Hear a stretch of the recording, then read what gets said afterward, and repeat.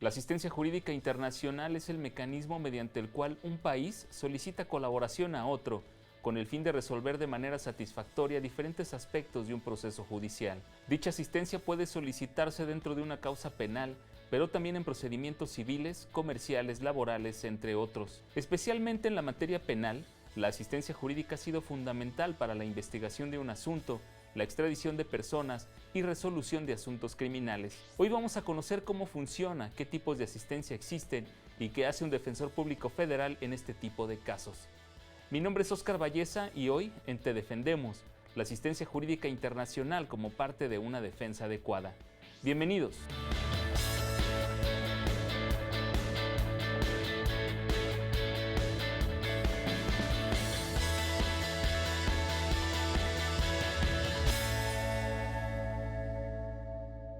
¿Qué tal? Estamos iniciando ya con Te Defendemos. Hoy es un gusto recibir aquí en el estudio a Arlet Félix Ramírez. Ella es defensora pública federal. Bienvenida, gracias por estar aquí en el programa. Al contrario, Óscar, muchas gracias, es un gusto. Gracias por estar aquí y para hablar de un tema que tiene que ver con la asistencia jurídica internacional.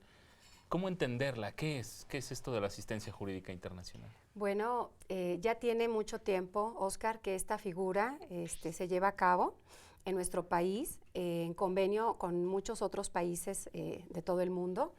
Es un sistema mediante el cual, por ejemplo, en este caso voy a hablar de nuestro país, de México. México tiene elaborado acuerdos de carácter internacional mediante los cuales se solicita para la persecución específicamente de los delitos la ayuda de otros países, de otros estados, a efecto de investigar los delitos que se estén denunciando. Ello es a través de la Procuraduría General de la República que se hace la petición a efecto de que la Procuraduría General de la República solicite al Estado en donde están, ya sean documentos, personas o bienes, nos manden la información que se requiere para el esclarecimiento de los hechos que se están investigando. Fundamental entonces que el Ministerio Público conozca de este tipo de asuntos, ¿no? Totalmente, Óscar, porque hay que recordar que el Ministerio Público como representante social es el que tiene primeramente pues el conocimiento de un hecho delictivo, que cuando determina que efectivamente lo es, gira los acuerdos correspondientes a las autoridades también que corresponden a efecto de determinar si una persona es responsable del delito que se le está imputando o no. Pongamos algún ejemplo para entenderlo. Vamos a suponer, por ejemplo, una cuestión de lavado de dinero, por así decirlo.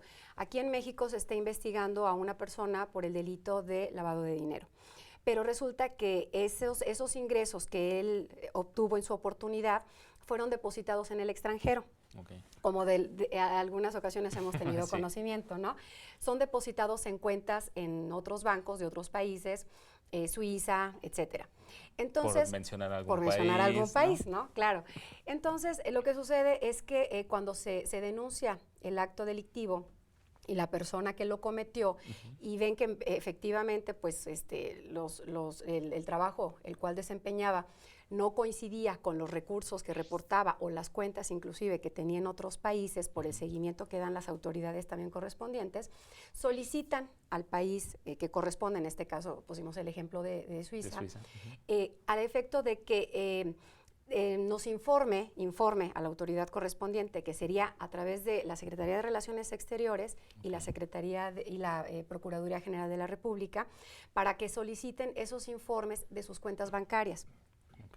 Cuántas cuentas y qué montos, desde cuándo y todos los datos. Aquí un dato precisamente muy importante, Óscar, es de que todos los países que han generado esos convenios de carácter internacional en esta ayuda mutua para la persecución de los delitos, determinan que no es válido el argumento del secreto bancario, ¿no? Precisamente porque hay una investigación de fondo que atañe y que obviamente es constitutivo de delito y que daña pues obviamente al país. Entonces, aquí se solicita en este caso a Suiza que nos informe o que informe a la autoridad correspondiente sobre ciertos datos que se necesitan para afincar a la persona la responsabilidad penal que corresponde. ¿Cuál podríamos decir entonces que es la naturaleza de esta figura de la asistencia jurídica internacional? Bueno, la naturaleza jurídica, Oscar, viene ya desde hace muchos años y es precisamente porque pues se daba la comisión de delitos precisamente a nivel internacional, ¿no? Te voy a mencionar narcotráfico, ¿no? Inclusive ahora trata de personas, delitos de carácter fiscales, inclusive. Entonces, hay convenios de carácter internacional. Debo decirte que no todos los países son miembros de esos convenios. Hay países que pues no forman parte o que no han tenido la necesidad, Oscar. Entonces, tiene precisamente su reglamentación, como todo, tiene sus reglas a seguir en determinado momento de que si, por ejemplo, es México el país que está solicitando un documento, una testimonial, un peritaje o algún conocimiento de algún bien inmueble, si existe, en qué condiciones y demás, tiene que ser a través de las autoridades correspondientes y en el idioma que corresponda, ¿no? Y sobre todo aquí algo también muy importante, Oscar, y que no hay que perder de vista, es que no se violen las garantías de las personas. Porque, por ejemplo, vamos a suponer que están solicitando la testimonial de una persona por X delito y que se encuentra en Argentina, vamos a suponer, o en Estados Unidos. Entonces se le solicita, se necesita su declaración para deslindar, bueno, en este caso la defensa, para deslindar la responsabilidad o el Ministerio Público para afianzar su acusación. Y si esa persona, Oscar, dice que se rehúsa a testiguar y demás, tienen que ser respetadas también ahí sus derechos, pues a no declarar, a no ser obligado, a que no se ejerza coerción sobre su persona para poder declarar. Ese es un punto muy importante que quisiera que habláramos después de esta primera pausa. Claro. ¿Qué pasa con cualquier persona? ¿Qué pasa con uno que es detenido en algún otro país? ¿Qué ocurre ahí? Pero esto después de esta primera pausa. Regresamos en un instante. No te vayas.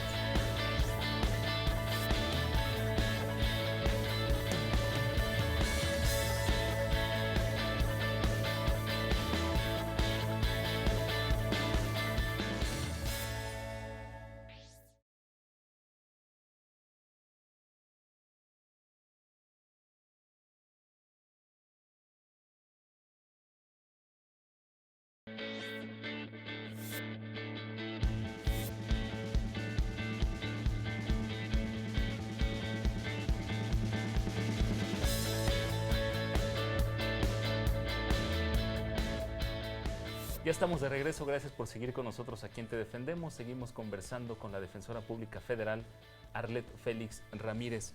Hablamos antes del corte como esta asistencia jurídica internacional como a gran escala, ¿no? Como en delincuencia organizada, pero vamos, una persona común y corriente que es detenida en el extranjero, ¿qué ocurre? ¿Cuál es el procedimiento? Bueno, en ese caso en particular, también es un tema importante el de la delincuencia organizada, que mucho auge ha tenido últimamente por, pues, que todos conocemos los asuntos y a través de las noticias. Cuando una persona es detenida en Estados Unidos por haber cometido un delito, por ejemplo, en otro país, sucede lo mismo.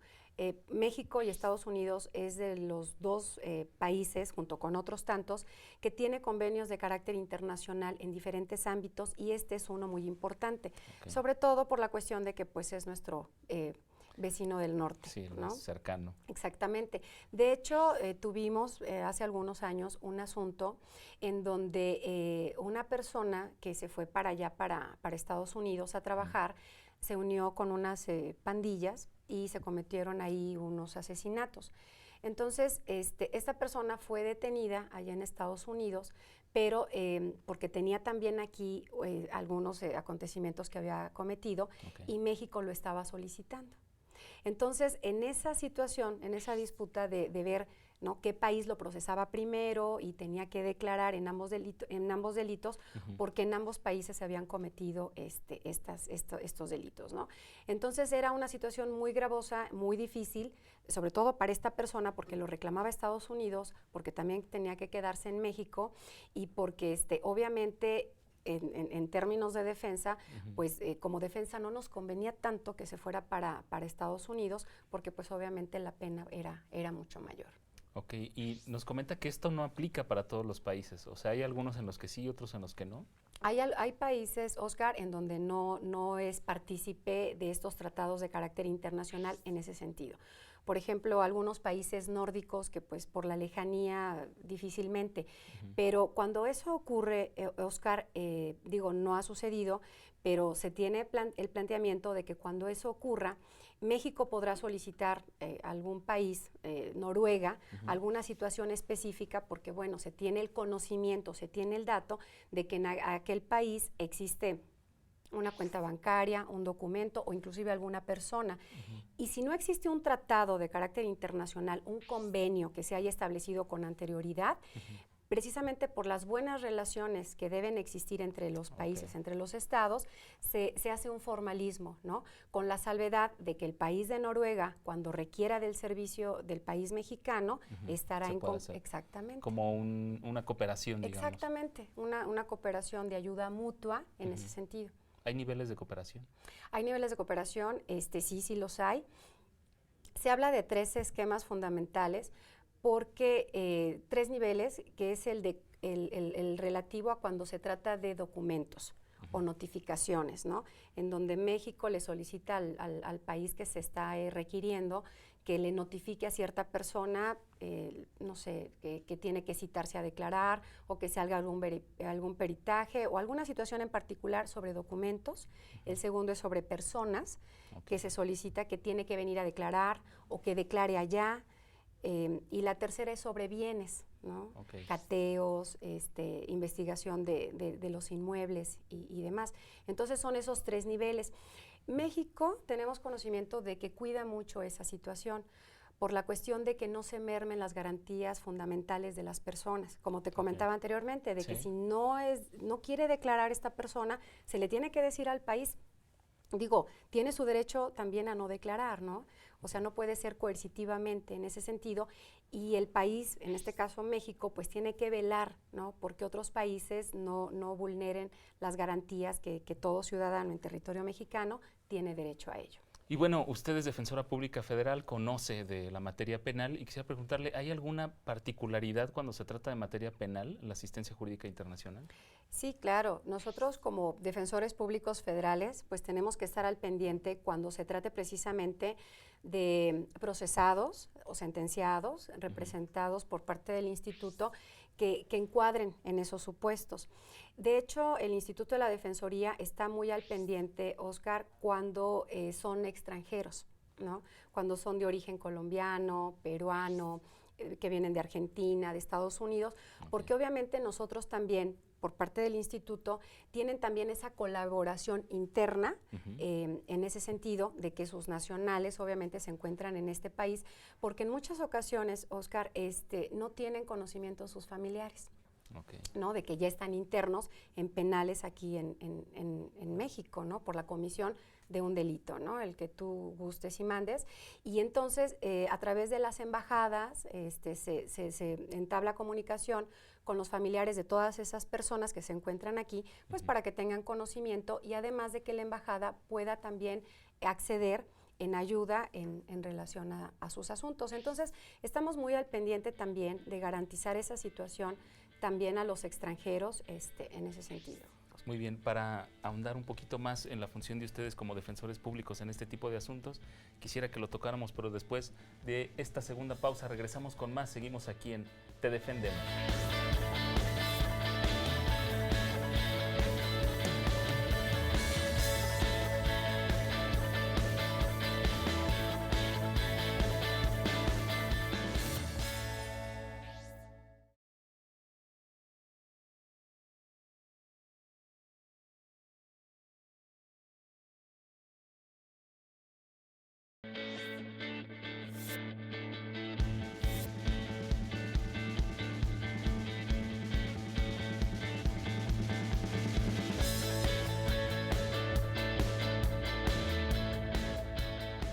Regresamos, gracias por seguir con nosotros aquí en Te Defendemos. Seguimos conversando sobre la asistencia jurídica internacional. Y bueno, ¿qué ocurre? Por ejemplo, algún extranjero es detenido aquí en México o un mexicano es detenido en el extranjero. ¿Qué ocurre? ¿Cuál es la legislación que toman en cuenta? ¿La de México, la de Estados Unidos? ¿Cómo es este procedimiento? Sí, Oscar. Bueno, ahí sí hay ya sus reglamentos en ese sentido, de que va a ser de acuerdo a la normatividad, a la legalidad del país en el que se comete el delito, ¿no? Si, por ejemplo, un norteamericano comete un delito aquí en territorio mexicano que probablemente en su país no es delito o no es tan gravoso, como por ejemplo tenemos el del caso de la marihuana, ¿no? Que ahorita en algunos países ya se ha legalizado, ¿no? El consumo. Aquí en México, pues obviamente todavía no, en ciertos casos, como bien también lo sabemos. Entonces, aquí sí va a ser delito, porque al estar en territorio mexicano operan las leyes del país. A lo mejor en su país, en Holanda, pues puede fumar tranquilamente su cigarro, ¿verdad? Pero pues aquí todavía no. Aquí todavía no.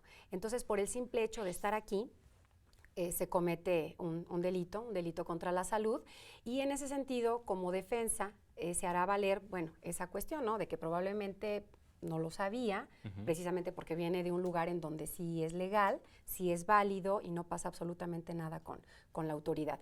Entonces, como defensa, pues hay que cuidar mucho todas esas cuestiones, ¿no? Como lo hemos platicado aquí inclusive en otros programas, sobre los usos y costumbres, ¿no? Y simplemente de comunidades aquí dentro de nuestro país.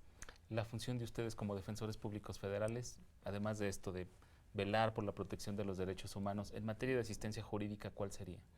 Bueno, de asistencia jurídica internacional, claro, sería advertir precisamente el caso en concreto, si esa persona cometió aquí el delito, solicitar a través de las instancias correspondientes que te comentaba anteriormente, que sería la Secretaría de Relaciones Exteriores y de la Procuraduría General de la República, ambas instituciones a través de las cuales se tendría que solicitar la presencia, la testimonial, los documentos, ¿no? De alguna persona que se está imputando una situación en particular, se puede argumentar que estaba en Estados Unidos por cuestiones de trabajo o firmando allá un contrato en donde tiene la fecha en la cual se le está atribuyendo aquí la comisión del delito, ¿no? En esa misma fecha, cuando esa persona estaba en Estados Unidos.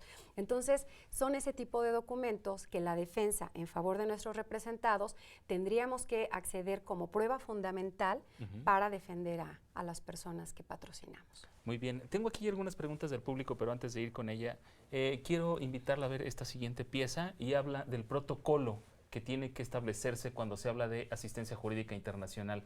Vamos a verlo, es muy rápido. Claro.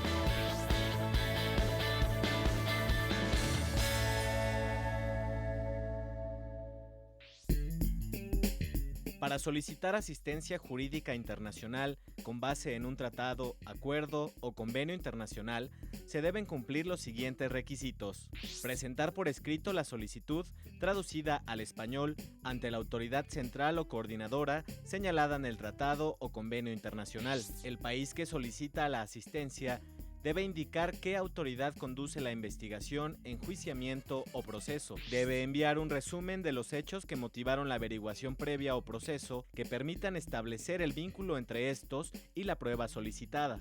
Además, debe señalar los delitos por los cuales se iniciaron las diligencias. Cuando se trata de una solicitud de notificación de documentos, es necesario que estén debidamente apostillados o legalizados y traducidos al español. Muy bien, vamos con la primera pregunta del público, es de Cintia Jiménez.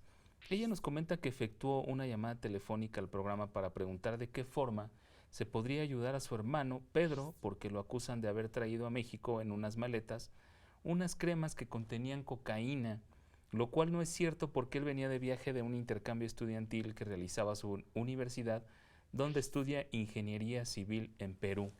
¿Qué asunto? Sí, sí. Y como esos, bueno, pues sí, sabemos que... Sí, las maletas con algunos otros tipos de sustancias, ¿no? Exactamente. En ese sentido y en particular, y como todo caso concreto, pues habrá ser objeto de análisis, pero aquí en ese sentido y de entrada, pues sí le quisiera decir a esta persona que aquí se tendría que allegar como pruebas fundamentales los videos del aeropuerto, ¿no? En donde se pueda advertir, ¿no? sus maletas, el trayecto, el recorrido, ¿no? Que si fueron selladas o por todas las aduanas o los lugares por los cuales la maleta pues estuvo transitando, ¿no? Y él como estudiante. Entonces es lo que en determinado momento y como primera instancia se me ocurre en defensa de esta persona, ¿no? Solicitar al aeropuerto que corresponde los videos, las cámaras de seguridad, en donde se fueron dando seguimiento en el transcurso de este joven a la llegada al lugar. Y por el entendido de que antes de que se suba al avión, pues tenían que haber sido revisadas sus maletas, ¿no? Exactamente, también es otra cuestión. La logística y cronológicamente, o sea, desde el momento en que llega al aeropuerto, hacer todo ese estudio para darle seguimiento a las maletas y determinar, pues, qué fue exactamente lo que sucedió. Muy bien, delicado el asunto. Sí. Tenemos otra llamada desde Tapachula, Chiapas. Es de una madre preocupada, no nos da su nombre, porque refiere que su hija está interna en el Ceferezo, que es el Centro Federal de Readaptación Social de Morelos.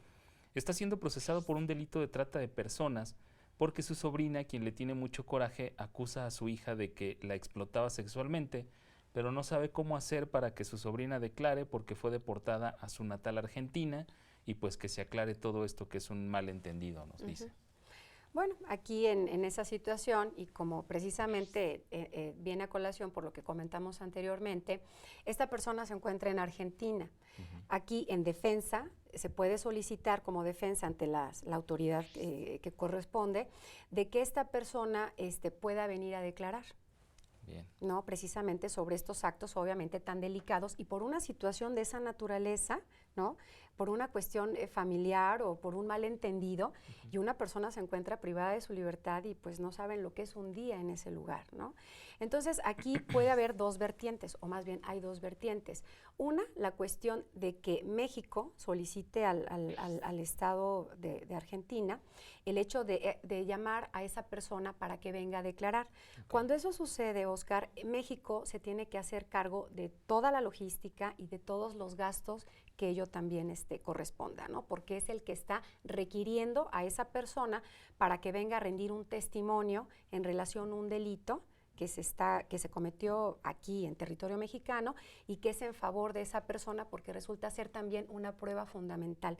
Porque esta también es otra de las cosas, Oscar, de que también se tiene que fundar y motivar la cuestión de la prueba. Porque la quieres, para que la quieres, ¿no? Esa prueba, tienes que determinar que efectivamente es ponderante y necesaria para la investigación de los hechos que se están realizando, ¿no? Entonces, en este caso, traerla, o bien, si no existen las posibilidades porque ella trabaja, etcétera, ella puede declarar allá y mandarla aquí a México, a través también de las instancias correspondientes, para que aquí obviamente se desahogue esa testimonial de esa manera y pueda ayudar a esta persona, obviamente, a demostrar que no es responsable de la imputación tan grave que se le hace. Bueno, interesante conocer Sí, todo este no. procedimiento, no es tan Así simple. es. Pues bien, Arlet Félix Ramírez, Defensora Pública Federal, muchas gracias por haber estado con nosotros en el programa para hablar de este tema. Un gusto como siempre, Oscar. Muchas gracias por la invitación. Al contrario, gracias por venir.